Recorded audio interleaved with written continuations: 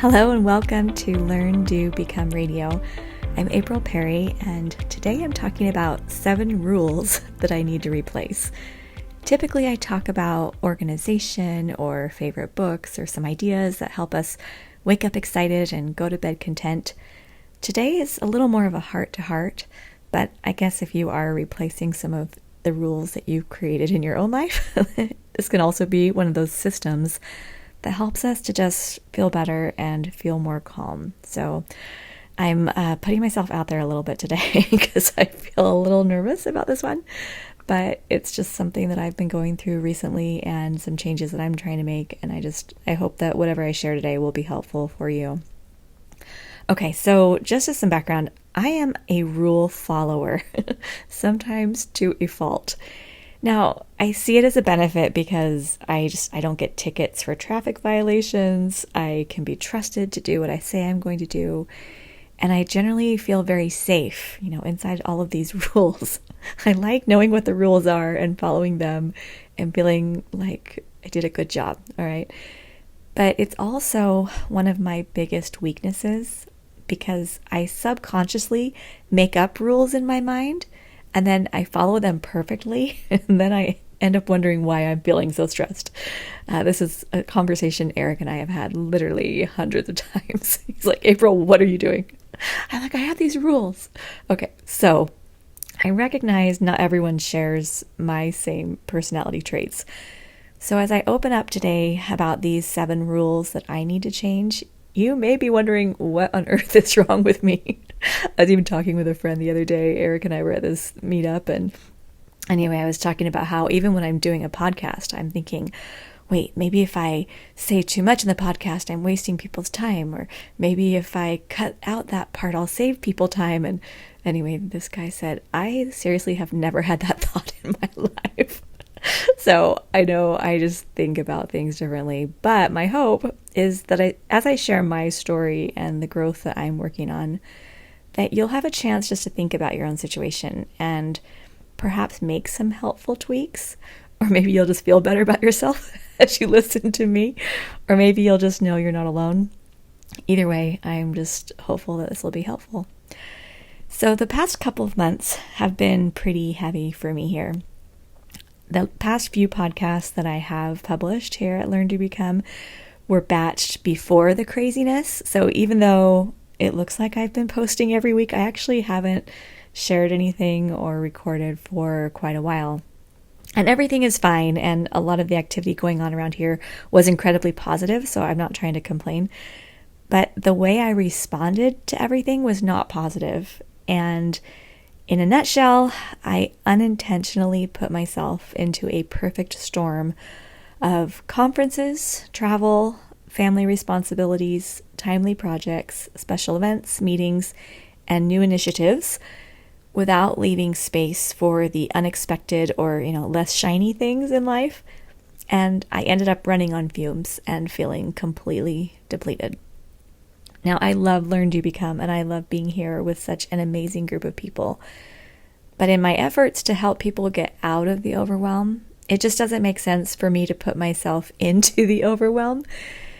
And part of me wonders if I should just put all my work on hold here for a few years until I figure everything out. But my heart tells me that it's a better choice to share my pains and acknowledge where things could have been different and emphasize the fact that I'm a fellow traveler who cares very deeply but struggles mightily. So after a lot of thinking, I realized that there have been 7 subconscious rules that I've been following these past few months that contributed to the majority of my stress. And seriously, it feels embarrassing to write them down, to share them with the world. But if my mistakes can help you navigate a better path, I'm just going to bite the bullet. Okay. And maybe you'll hear these things and think, April's really not that big of a deal. Okay. Well, here I go. So I have these 7 rules, and I'm going to share the old rule and then the new rule, okay, that I have for each of those. And I'm just going to dive in. Okay. Old rule number 1. If someone else wants something to happen now, I need to make sure I do it. I love to support others, but I am too quick to respond when I receive a request. So, for example, one of my children asked me to help with 3 big projects over the course of a week and a half. And it was right before I needed to help with a big local conference and then travel to another conference on the other side of the country. But I jumped right in and I made sure everything happened right on time for these 3 projects that my child wanted to participate in. But in hindsight, we could have adjusted the schedule and I could have done way less. I put myself in the middle. I wanted to make sure everything was taken care of. I wanted to make sure all the T's were crossed and the I's were dotted, right? And anyway, man, okay, if I could go back, I would have done things differently. So here's my new rule, number 1. I am wise as I make my commitments. That includes which ones I select, how many, and how often. Okay, old rule number 2. I must take advantage of every good opportunity. We all know life is full of a lot of good things. And of course, we want those good things in our lives. But when we do all the good things, it doesn't typically work out to our benefit. Over the past couple of months, I had the chance to help out with some beautiful community service events. Like literally, these are things that I love. We were able to celebrate fall break. Eric and Spencer and I got to do a bunch of fun activities. I got to go on a girls' trip with my sisters and nieces. We got to hear a huge variety of special speakers at those multiple conferences we attended, dive into some new business opportunities that are so fun. Like I'm learning these things and I'm super excited. It was just a lot. We got to attend some special events and we got to spend time with some wonderful people. And this is just kind of high level stuff that I'm going over. There's a lot of other stuff that happened too. But looking at each of those things I just mentioned individually, I feel like I made great choices. Like I loved everything that I had the chance to do. But looking at all of them combined, I realized that I said yes to way too much. So, new rule number 2, I do good things when I have the energy to do so. That seems like a no-brainer. It's a new rule for me. All right, old rule number 3. No matter what happens, I must continue to pursue my predefined goals. Okay, so how many times have you picked up a book about goal setting that said, hey, don't really worry about your goals. I mean, maybe you'll get them done, maybe you won't. It's not that big of a deal. I mean, perhaps that book is out there. But what I typically get from books and seminars and conferences, etc., is that we have to fight for our goals. We need to be consistent. Mind over mattress. Do it when it's hard. Don't break a streak. Make it happen no matter what. And I don't want to be misunderstood here because I do love setting goals. And often the Streaks app has been super helpful for me. And I like the thrill of achieving something that required sustained effort. My problem, however, is that I've sometimes made goal achievement the king at the cost of my personal health and well-being. And as a little side note, I'm reading a book called When the Body Says No. Okay, it's life-changing. Dr. Mate is the one who wrote it. So good. And I also read a helpful article about how quitting can be a good thing. So I'm going to link the book and that quitting article on the show notes page. It's learndobecome.com/episode 168. So you can find it there. So after all that with goal setting, my new rule, number 3, is goals can be adjusted to match my bandwidth. Goodness, I'm breathing better just saying that. Old rule number 4, I can always handle one more thing. I think I'm pretty good at managing projects and tasks and calendared events so they don't feel overwhelming to me. Like that's kind of my specialty. So anything that can be put into a command central, I've got it. I'm so good at that. But the unexpected things that come up are usually on a more personal level. So without going into too much detail because they're not my stories to tell, over the past couple of months, several of our family members and friends have gone through some incredibly tough experiences. And Eric and I have spent hours on the phone, hours in conversation, and hours doing our best to lend a hand. None of that was planned, but instead of assuming I could always handle one more thing, I wish I'd created more space in my life for the unplanned needs of the people I love. I'm sure you can relate to this. So, new rule number 4, my life is happiest when there is plenty of margin for replenishment and for people. And even if I technically could handle that one more thing, each choice needs to be made carefully.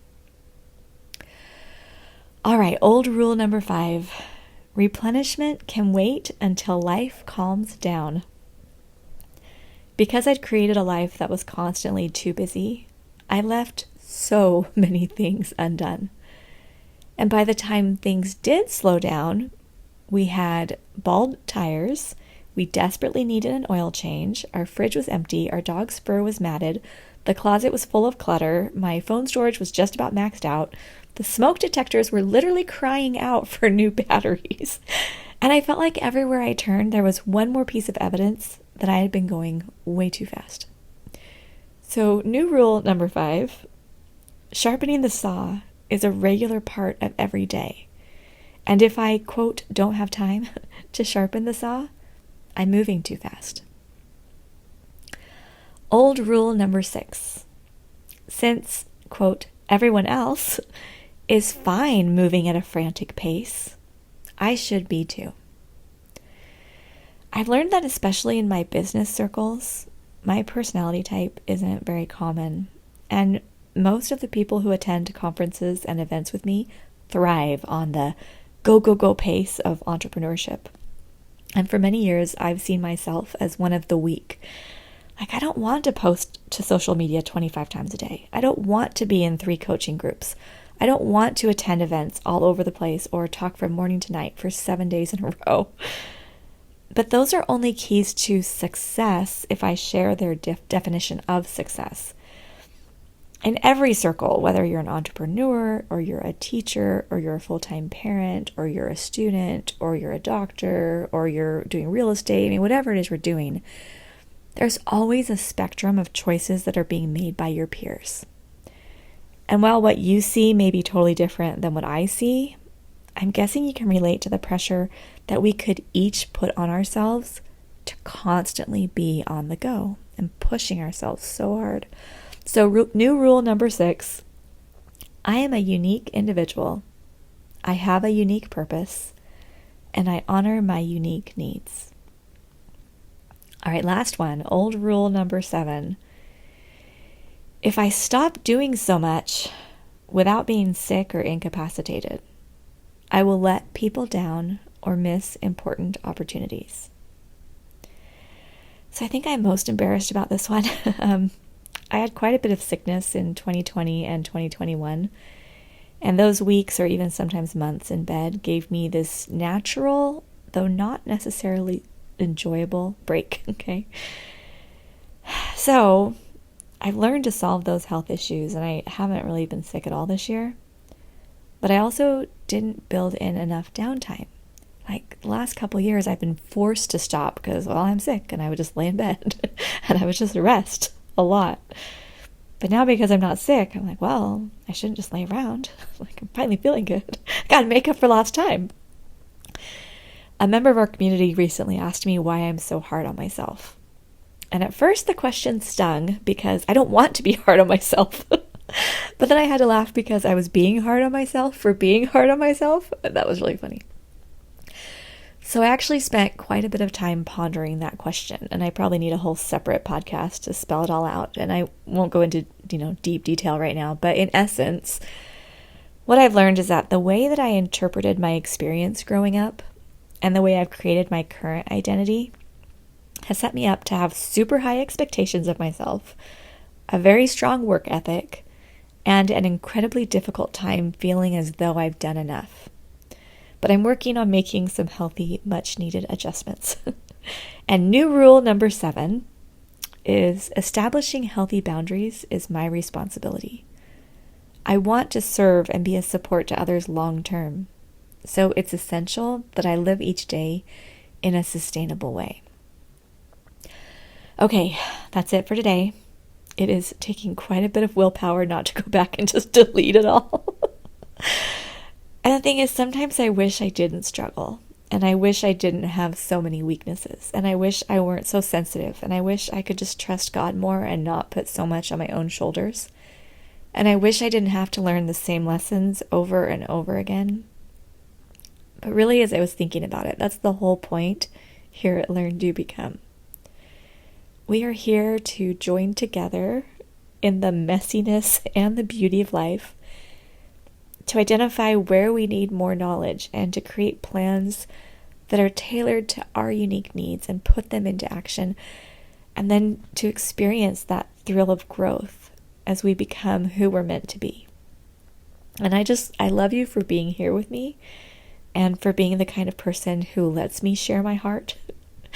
At least I assume that's who you are if you're still listening. Other people are like, who is this lady? That's okay. And I know that we're not all hanging out in the same physical space, but really I feel like you're my best friends. And I'm really, really grateful for you. Okay, have an amazing day. Eric and I are doing our Arise call. I think it's the day this podcast goes live. If I get this up, if I'm brave enough to publish it. The whole purpose of Arise is we come together and we learn how to use these systems like the Command Central we teach and the things that we talk about as far as how to create some kind of structure and order and framework to make life just feel better. And we come into Arise and we say, okay, how do we use this to be able to move forward in the areas that really matter? Our mental and physical health, building strong relationships, drawing closer to our higher power, getting more financially secure, being able to have this clean, organized, beautiful environment, live our purpose. That's what we do in Arise. And that's where you can come hang out with me and Eric if you want to start sharing more about your journey. And, we share our best tips and tricks, favorite books, favorite ideas. One topic per month is our focus. And anyway, it's so fun. So to learn more about Arise, go to learndobecome.com/arise. But whether you're in Arise or you're one of our steppers building your Command Central, or you're just kind of hanging out here at Learn, Do, Become, and you're listening to the podcast, and maybe you're in our free Facebook group and just kind of checking out the website and getting our emails, I hope that you feel excited about the work that you're doing. I hope that you feel hope. I think one of the reasons I love being organized and having my Command Central is because my house is clean and my lists are organized and I have things generally put together, that I have the brain space to be able to think a little more deeply and look at my life and reflect a little bit more and make improvements. And where I am now, it's way better than where I was 10 years ago, even 5 years ago, even last year. Learning doesn't stop, but that's okay.